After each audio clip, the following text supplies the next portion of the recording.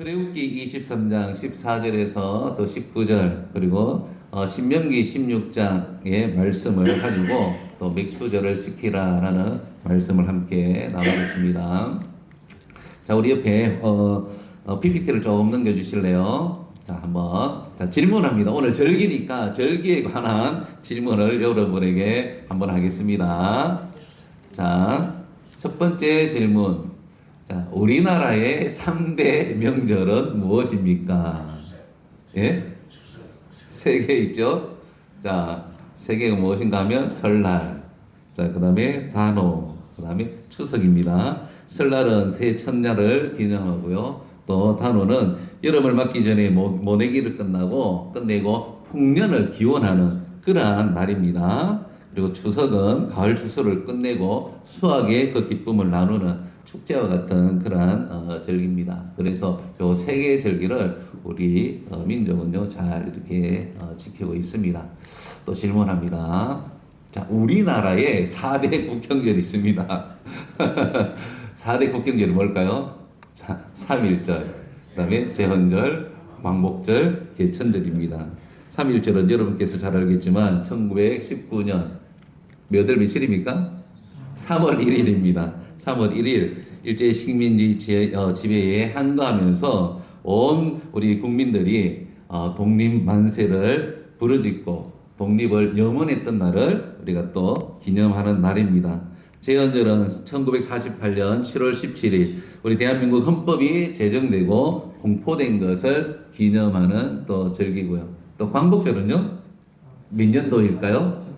1945년입니다. 1945년 8월 15일 우리나라가 일제 압제 아래에서 벗어나서 이제는 잃어버렸던 국권을 회복하고 나라를 되찾았음을 또 기념하는 날입니다. 개천절은요. 개천절은 10월 3일이죠. 자, 우리 민족의 최초의 국가 고조선 건국을 기념하는 날입니다. 그래서 개천절 이렇게 4대 국경일을 우리가 지내고 있습니다. 자, 그렇다면 우리가 이제 성경으로 돌아가서 자, 교회로 이제 돌아갑니다. 교회 절기 잠깐만요. 이게 말고 잠깐. 자, 교회 절기는 뭐가 있을까요? 자, 금방 이제 이스라엘 절기 말고요. 교회 절기. 자, 우리가 4월달에 부활절. 그 다음에 뭐 있죠? 오늘 맥주절. 자, 그 다음에 추수감사절. 그럼 12월달에 성탄절. 이렇게 4개 절기를 우리가 교회의 절기를 지키고 있습니다. 자, 그리고 금방 우리가 봤듯이 이스라엘에 이제 구약의 이스라엘의 3대 절기가 있습니다. 3대 절기가 뭘까요? 오늘 본문에 읽었죠. 자, 6월절입니다. 6월절은 출애굽을 기념하는 절기입니다. 출애굽기에 이스라엘 백성들이 애굽의 압제 아래에서 이제 애굽을 탈출하잖아요. 이것을 기념하는 그런 절기입니다. 자, 그 다음에 오늘 맥주절이에요. 맥주절은 미래 첫 열매를 드리는 절기입니다. 나중에 질문합니다. 자, 수장절입니다. 수장절은 모든 곡식을 거두어서 저장하면서 감사하는 절기로 이렇게 금방 장로님이 이야기했던 것처럼 초막절이라고 이야기해요. 그래서 감사하여서 광야에서 초막 텐트를 치고 7일간을 지내면서 하나님의 그 은혜를 또 기억을 하는 거예요. 같은 의미로 이렇게 3대 절기를 지키고 있습니다. 아주 꼭 기억을 했으면 좋겠습니다. 자, 오늘 그러면 두 번째 무슨 절기입니까? 이스라엘 3대 절기 중에서 맥추절이에요. 자, 맥추절은 첫 열매를 드리는데 어떤 첫 열매일까요? 질문입니다. 보리일까요? 밀일까요? 자, 우리 한자로는 보리, 맥을 쓰죠. 그런데 밀맥으로도 쓴답니다. 보리와 밀맥으로도 같이 쓴답니다. 우리나라에서 번역을 하면서 원래는 추세 열매인데 번역을 하면서 우리나라는 보통 보리와 밀이 같이 추수가 된대요. 그래서 우리 한국 사람들 이해를 돕기 위해서 맥추라고 하는 단어를 썼다라고 이야기를 합니다. 그런데 이스라엘에는 이 보리와 비리 차이가 나게 추하게 됩니다. 이제 그 땅의 기후 때문에 그런 거죠. 그래서 보리가 먼저 이렇게 추수가 됩니다. 그래서 성경에 보면 보리 추수의 열매를 하나님 앞에 드리는 절기가 있어요. 그 절기를 들어보셨는지 모르겠지만 초실절이라고 이야기합니다.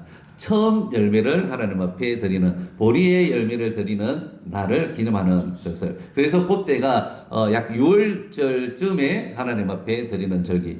그 다음에 이 맥추절은 그 이후에 한 50일쯤 지나가지고 미래 열매를 드리는데 그게 5월에서 6월 정도에 추수가 되어진다라고 이야기를 해요.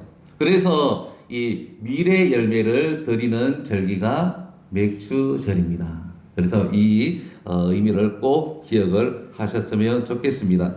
그래서 이 맥추절을 지내면서 하나님 앞에 오늘 감사 예배라고 하면서 우리가 예배를 드리죠. 맥주 감사 주일. 그래서 이 하나님의 은혜를 감사하면서 하나님 앞에 드려지게 되는 거예요. 그래서 여러분에게 첫 번째로 질문하겠습니다.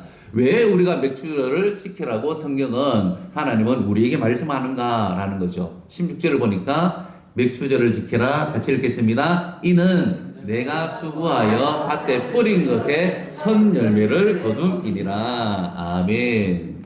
맥추절을 지키라. 이는 내가 수고하여 밭에 뿌린 것에 첫 열매를 거둠이니라 라고 말씀했습니다. 주님 앞에, 우리 하나님 앞에 맥추절을 지키는 첫 번째 이유는 무엇인가 하면 수확은 하나님께로부터 왔다라는 것을 인정하며 감사하면서 드리기 위해서 이렇게 지키라라고 이야기를 한 것입니다.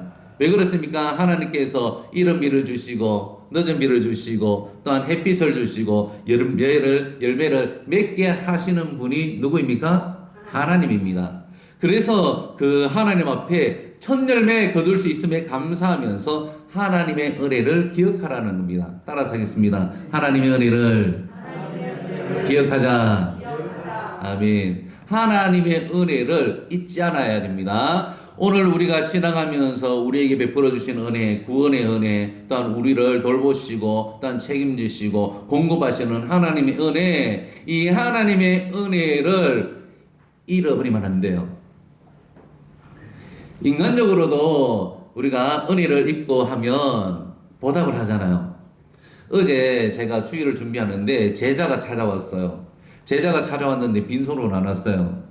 예, 과일을 사오려고 했는데 있죠. 과일이 없다고 해가지고 저기 빵을 사왔더라고요. 그래서 굶어야 되는데 제가 참아야 되는데 또 먹어버렸습니다. 은혜를 잊지 않는 거예요. 우리가 하나님 앞에서 신앙하면서 이것을 꼭 기억을 해야 됩니다.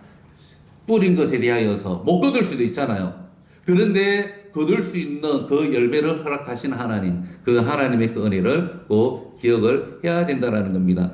그리고 두 번째로는 무엇을 위하여서 꼭 왜 지키라고 했는가 하면 하나님의 구원의 은혜인 것입니다. 자, 신명기 16장에 보면 똑같이 맥추절에 대해서 설명을 하고 있습니다. 그러면서 마지막에 이렇게 이야기합니다. 너는 애굽에서 종되었던 것을 기억하고 이 규례를 지켜 행할지니라. 이 규례는 무슨 규례입니까? 맥추절인 거예요. 나중에 또 읽겠습니다. 애굽에 종되었던 것을 기억하고 이 맥추절을 지켜서 행해야 된다라고 말씀을 하고 있는 겁니다. 그래서 맥추절을 지켜야 되는 그 이유 중에 하나가 주님께서 구원을 해주셨구나, 이것을 기억을 하는 것입니다. 자, 그렇다면 이제 이 맥추절을 이게 오순절이라고도 이야기를 합니다. 자, 그렇다면 오순절은 신약에서 나타나는 것이죠. 신약에서 나타나는 그런 절기인데 이 어떤 의미가 있겠습니까? 6월절 이후에 오순절이라고 하는 것은 50일째 되는 그러한 날에 어떤 역사가 있는가 하면 오순절 성령 강림의 역사가 나타난 거예요. 그래서 오순절, 맥주절은요, 신약에 와서 오순절의 그 의미를 우리에게 부여해 주고 있습니다. 무슨 말인가 하면 이 오순절 사건은 이 교회 탄생의 시작이 되어졌는데 성령이 임하셨어요. 사도행전 2장에 보면. 그래서 120명의 제자들과 또한 주님을 사랑하는 그러한 무리들이 성령의 충만함을 있습니다. 그래서 성령의 놀라운 역사, 이거는 정말 말할 수 없는 그냥 이 초자연적인 하나님의 이 성령의 역사가 나타났던 거예요. 그래서 이 불이 혀같이 막 갈라지고 또 영혼들마다 또한 사람들마다 막 방언이 터지고 하는 놀라운 역사가 일어났지 않습니까? 그러면서 이 교회가 이 사도 베드로가 복음을 전가할 때마다 어떤 역사가 나는가 하면 3,000명의 놀라운 이 역사가 일어나요. 돌아오는 역사가 일어나요. 그리고 3,000명뿐만 아니라 그 이후에 5,000명이 또 주님 앞에 돌아오는 역사가 일어납니다. 회개하고 주님 앞에 돌아옵니다. 이 놀라운 구원의 그 역사, 이것을 이제 이 맥추절을 통하여서 우리가 또 시작에 와서 이것을 적용하게 되어지는 것입니다. 그래서 이 오순절 성령 강림의 이 사건은 이 맥추절이 예표하는 영적 추수의 시작을 알리는 거예요. 이제 시작에 와서는. 자, 보십시오. 구약에는 무엇을 거뒀습니까? 미래 열매를 거뒀잖아요. 이제는 신약에 와서는 오순절 성령 강림을 통하여서 오순절의 역사를 통하여서 영혼을 추수하는 그러한 놀라운 일들이 일어나는 것입니다. 그래서 오늘 맥추절은요, 사실 그냥 내 혼자 나와서 주님 앞에 나와서 예배하는 것이 아닙니다. 구약에서도 말씀을 하는데 온 무리들과 함께 즐거워하면서 하나님 앞에 예배할 것을 말씀을 하고 있어요. 그렇기 때문에 오늘 우리가 이제 신약에서 오늘날 우리가 예배할 때에는 어떻게 해야 되겠습니까? 하나님께서 열매 맺게 하신 영혼의 그 구원, 영혼과 함께 구원하신 그 영혼과 함께 나와서 하나님을 예배해야 되고 우리가 전도하여서 그 영혼 주님 앞에 데리고 와서 하나님 앞에 예배해야 된다라는 것을 우리에게 말씀을 해주고 있는 것입니다. 그래서 올 한 해 우리 맥추절 오늘을 지내는데 올 한 해 1월부터 지금까지 한번 돌아보셨으면 좋겠습니다. 삶 가운데에서 물질적으로 우리에게 부어주신 하나님의 은혜가 무엇이 있는지, 그 열매가 무엇이 있는지, 또 영적으로 또 하나님께서 우리에게 부어주신 그런 열매가 무엇이 있는지, 또 더 나아가서 영혼의 열매가 있는지, 참 하나님 앞에 감사하게 올 한 해에 우리 교회에, 또 우리 한빛교회 가족이 된 분들이 여기 몇 분이 계셔요. 얼마나 감사한지 몰라요. 이것은 오늘 맥추절과 굉장히 맞는 그런 하나님의 그 귀한 열매다라는 것이죠. 맥추절의 열매다라는 거예요.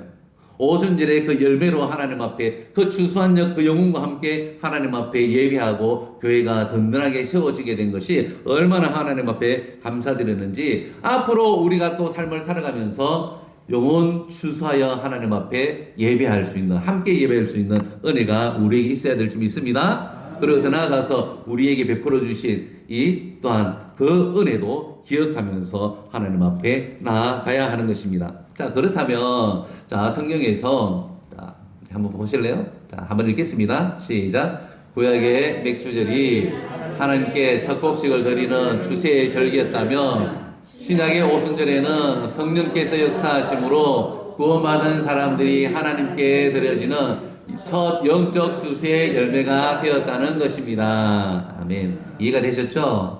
자, 그 다음에 그러면 맥추절을 어떻게 지내야 되는가라는 것입니다.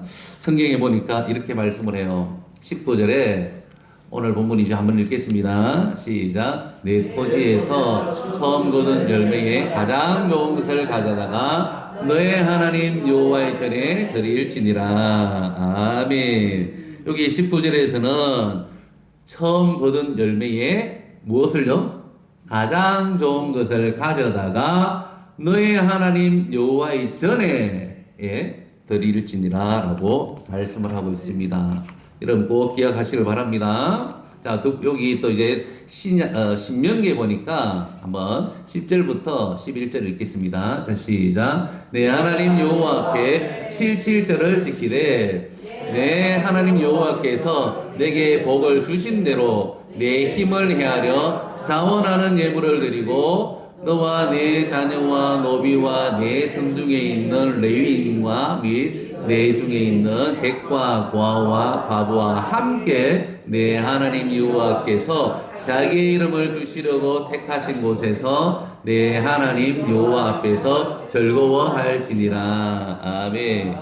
맥추절을 다른 말로 77절이라고도 이야기를 합니다. 또한 77절이라고 이야기했지만 또 무엇이라고 이야기했습니까? 오순절이라고 이야기했습니다. 그래서 이 의미가 다 있는 거예요. 6월절 이후에 7주가 지난 날이 77절인 것입니다. 그리고 50일째 되는 날이 오순절인 거예요. 이제 이해가 되셨죠? 그런데 중요한 것은 하나님 앞에 어떻게 우리가 드려야 되는가 하면 복 주신 대로 내 힘을 헤아려 자원하는 예물을 하나님께 드리고 또 누구와 함께 합니까? 혼자가 아니에요. 보니까 너와 자녀와 노비와 내 성중에 있는 레위인과 객과 고아와 가부와 어떻게 해요? 함께 하나님 앞에 나아가서 하나님 앞에 나아가는데 어디로 나아가야 되는가 하면 자기의 이름을 두르시려고 택하신 곳에서, 예, 집에서가 아니에요. 내가 머물고 있는 그 현장이 아닙니다. 하나님께서 지정하신 곳이 있어요. 그 지정한 곳이 있는데 거기에 가서 하나님 앞에 절구하고 예물을 드리고 예배할 것을 말씀을 해주고 있습니다. 좀 전에 출애굽기 23장에 새 절기를 지키라고 이야기했잖아요.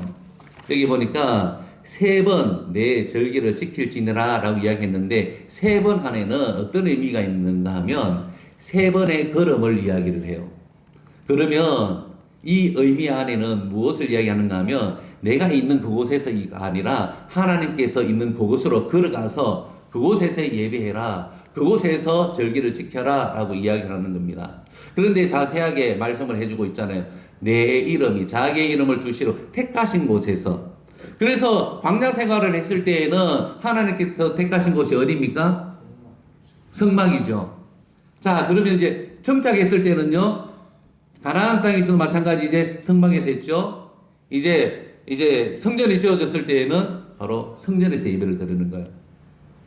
자, 그리고 오늘날 이제 오늘 우리 시대에는 교회에서 하나님께서 택하신 교회에서 함께 온 성도들과 온 무리들과 함께 예배해야 된다라는 것을 말씀을 했던 것입니다. 그래서 신약의 그 오순절 사건은 좀 다시 한번 이야기하지만 영혼 구원의 그 주세 열매와 함께 하는 거예요. 그래서 우리가 삶을 살아갈 때에 그냥 혼자 막 나오면 안 됩니다. 누군가를 모시고 와야 돼요. 서건사님 오늘 모시고 왔잖아요. 그 이장로니 어떻게든 같이 모셔가지고 예배하셔야 돼요. 우리 윤건사님 집에 놔두면 안 돼요. 모시고 오셔야 돼요. 예. 어떻게든 함께 와서 저기를 보니까 고아와 과부와 객과 함께 하나님 앞에서 그 택하신 곳에서 예배할 것을 말씀을 하고 있고 예물을 드릴 것을 말씀을 하고 있다라는 것을 여러분께서 꼭 기억을 하셨으면 좋겠습니다. 특별히 성경은 우리에게 신명기 16장 11절에서 말씀을 했던 것처럼 꼭 함께 해야 되고요. 그리고 택하신 곳에서 함께 하되 즐거워해야 되는 거예요. 그래서 이 맥추절과 우리가 드리는 이 절기는요, 정말 은혜에 감사하고 또한 축제와 같은 절기가 되어야 되는 것이에요. 그래서 매주일은요, 축제와 같은 거예요. 왜냐하면 우리를 구원하신 그 주님 앞에서 그 부활을 또한 부활의 그 주님 앞에서 얼마나 감사와 그 찬양과 영광이 우리 안에서 충만해야 되겠습니까? 그 즐거움을 하나님 앞에 나오셔야 돼요. 예, 죽은 우리 인생을 살려주셨다라는 거예요. 예, 지옥에 갈 우리의 영혼을 우리 주님께서 천국으로 우리를 인도해 주신 거예요. 옮겨 주신 거예요. 그것이 얼마나 큽니까? 예. 그렇잖아요. 우리 몸이 쇠약해서 아파서 병원에 입원해 있는데 깨끗하게 치유되어 가지고 주님 앞에 섰다 생각해 보세요. 얼마나 감사합니까? 우리 하나님께서 우리 김정수 권사님에게 치유의 은혜가 있게 해주실 줄 믿습니다. 여러분께서 기도해 주시길 바랍니다. 14일 날 또 시술한답니다. 그래서 이번에는 시술이 잘 돼가지고 건강 회복되어져서 함께 이 자리에서 하나님 앞에 예배할 수 있기를 우리가 기도해 주시고 또 그래서 이 주일이 정말 감사와 또한 하나님 앞에 또한 영광이 되는 그러한 예배가 되어질 수 있도록 여러분께서 기도해 주시길 바랍니다. 그래서 여러분에게 권면합니다. 성경에서는 분명히 이 은혜에 감사하면서 빈손으로 나올 것을 말하지 않습니다. 하나님께서 정말 자원함으로 또한 기쁨으로 감사함으로 주님 앞에 잘 준비되어져서 주님 앞에 우리의 믿음을 드리고 또한 준비된 예물을 드리고 또 우리 모든 것을 드리기를 원하고 있다라는 것을 여러분께서 꼭 기억을 하셨으면 좋겠습니다. 한 기독인의 그 간증을 여러분에게 잠시 소개하겠습니다. 한 작은 공장을 운영하던 사장님이 있었습니다. 사업을 시작한 지 6년쯤 되어졌는데 부부는 그냥 새벽부터 열심히 밤늦게까지 열심히 성실하게 일했습니다. 그런데 어느 날 한 직원의 실수로 인하여서 공장에 큰 화재가 발생했습니다. 순식간에 공장은 제때 물을 편했고 그리고 평생 모아놓은 모든 것이 한순간에 사라졌습니다. 그래서 남편은 무너진 공장터에서 주저앉아서 눈물을 흘렸습니다. 아내는 모든 것을 내려놓고 교회로 달려가서 하나님 앞에 엎드렸습니다. 그리고 기도합니다. 하나님, 왜 이런 일들이 우리에게 일어납니까? 왜 우리를 이렇게 버리십니까? 라고 기도합니다. 6년 동안 최선을 다하여서 살아왔는데 이제 남은 것은 불타버린 그러한 공장밖에 없습니다. 라고 울면서 기도하는 이 아내의 그 마음속에 하나님께서 이러한 마음을 주셨습니다. 그래도 남편은 살아있지 않는가? 가족들이 건강하지 않는가? 하나님께서 우리와 함께하고 있지 않는가? 왜 네가 절망만 하고 있느냐? 라는 그 마음을 주었습니다. 그래서 순간 아내의 기도의 내용이 바뀌어졌습니다. 하나님 감사합니다. 공장이 불탄 것도 감사합니다. 라고 하나님 앞에 감사로 고백하면서 그 위기를 극복했습니다. 그리고 집에 남아있는 그 돈을 다 가지고 하나님 앞에 감사함 드렸다라고 이야기합니다. 그런데 얼마 지나지 않아서 이 화재 소식을 들었던 성도들과 또한 친지들, 그냥 주변 사람들이 십시일반 마음의 손길을 모아서 손을 내밀었다라고 이야기합니다. 그래서 그 도움으로 다시 공장을 세울 수가 있었고, 그리고 이전보다 더 큰 공장의 규모를 그렇게 짓게 되었답니다. 그러면서 남편도 이제 하나님을 이렇게 열심히 믿게 되어졌고, 그리고 교회에서 집사로 열심히 또 섬겼다라고 이야기합니다. 그러면서 사업이 또 잘 되어지고 번창되어져서 정말 많은 직원들을 또 거느리게 되어졌고 그들과 함께 기업이 성장되어졌다라고 이야기합니다. 그래서 부부가 이 하나님의 은혜를 어떻게 갚을까 고민하면서 교회 앞에 봉사하는 거예요. 성합차를 구해서 교인들을 이렇게 모셔오기도 하고 그리고 예배를 드리는 데에 있어서 최선을 다해서 그렇게 봉사를 했답니다. 그리고 계속해서 이러한 삶을 통하여서 하나님 앞에 섬겼더니 하나님께서 또한 공장과 그 회사 이 모든 것들을 더 잘되게 해주시는 그 하나님을 또 경험하면서 남은 삶을 하나님께서 베풀어 주셨던 그 은혜 기억하면서 더 많이 나누고 그렇게 살았다라고 그렇게 이야기를 합니다. 자, 무엇을 이야기합니까? 그냥 공장 화재를 통하여서 복받았다 이것이 아닙니다. 고난 가운데서도 하나님을 신뢰하고 그리고 하나님 앞에 감사하면서 삶을 살아가는 그 하나님의 은혜를 고백하는 것입니다. 성경은 이렇게 말씀을 합니다. 범사에 어떻게 해요? 감사하라. 이것이 그래서 예수 안에서 너희를 향하신 하나님의 뜻이니라 라고 말씀을 하고 있고요. 우리가 알거니와 하나님을 사랑하는 자, 곧 그 뜻대로 부르심을 입은 자들에게는 모든 것이 합력하여서 무엇을 이룹니까? 선을 이루십니다. 이 말씀이 우리의 말씀이 되어야 될 줄 믿습니다. 상황이 좋든 좋지 않든 하나님께서 베풀어 주셨던 그 은혜 우리가 감사하면서 우리가 섬기면서 삶을 살아갈 때에 우리의 삶이 절망이 아니라 소망으로 열어질 것이고 우리의 눈물이 기쁨으로 변할 것이고 또한 새로운 삶이 펼쳐지는 그러한 하나님의 은혜를 우리 모두가 경험하게 될 것입니다. 그렇게 우리와 함께 하시는 하나님인 줄 믿습니다. 자, 마지막으로 하나만 묵상하겠습니다. 자, 그러면 맥추절을 온전히 지키는 자에게 주시는 하나님의 복과 은혜가 있습니다. 이거 꼭 기억하셨으면 좋겠습니다. 자, 잠언 3장 9절 10절에 보니까 한번 읽겠습니다. 시작. 내 재물과 내 소산의 처음 익은 열매로 여호와를 공경하라. 그리하면 내 창고가 가득 차고 내 포도털에 새 포도즙이 넘치리라. 아멘. 그리하면 내 창고가 가득히 차고 내 포도즙 틀에 뭐가 넘쳐요? 새 포도즙이에요.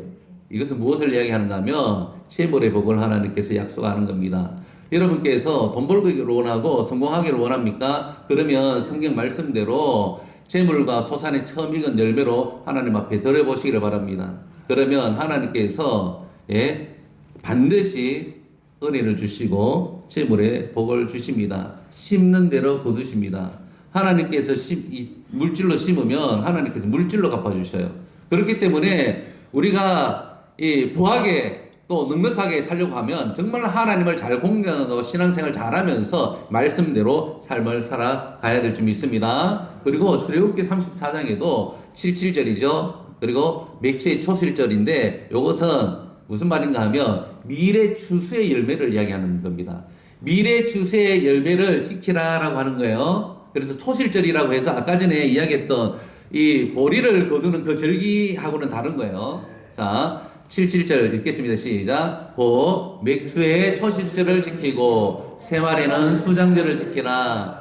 너희 모든 남자는 매년 3번씩 주 여호와 이스라엘의 하나님 앞에 보일지니라. 내가 이방 나라들을 내 앞에서 쫓아내고 내 지경을 넓히리니 내가 매년 3번씩 여호와 내 하나님을 뵈려고 올 때에 아무도 내 땅을 탐내지 못하리라. 아멘. 여러분께서 하나님 앞에 나올 때에 손해볼 것 같죠?